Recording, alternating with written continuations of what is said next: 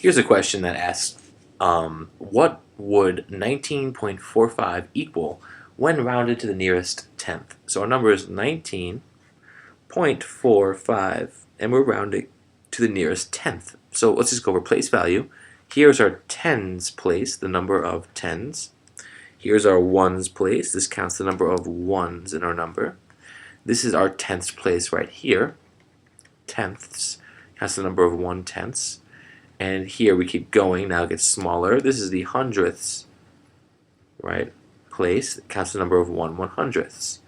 Now, here we want to round to the nearest tenth. So we're focusing on this right here. And you can see in our answers we'll get 19 point something or 20 point something because we're writing up to this place value right here. Now at decimals, right, to round, right, we use the place value to the right here. So I'm going to use this number to determine what I should do with this number. And we're looking at our range right here. So our numbers, it's sitting between, and we're trying to figure out where to put it exactly. Do we round it down to 19.40, or do we round it up to 19.50, right? So do we round this 4 up to a 5, or leave it at 4?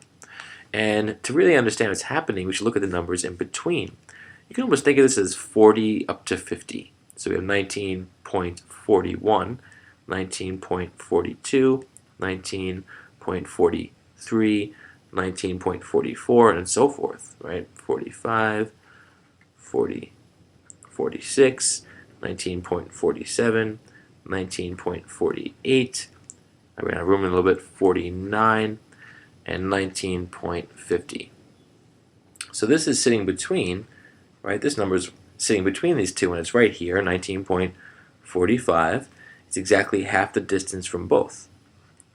So our general rule, I'll fix that arrow right there, with rounding is that if your number is halfway or above, so if it's 45, 46, 47, 48, or 49, you round it up to the next place value, the next digit in the place value. So in this case, it goes up from 4 to 5.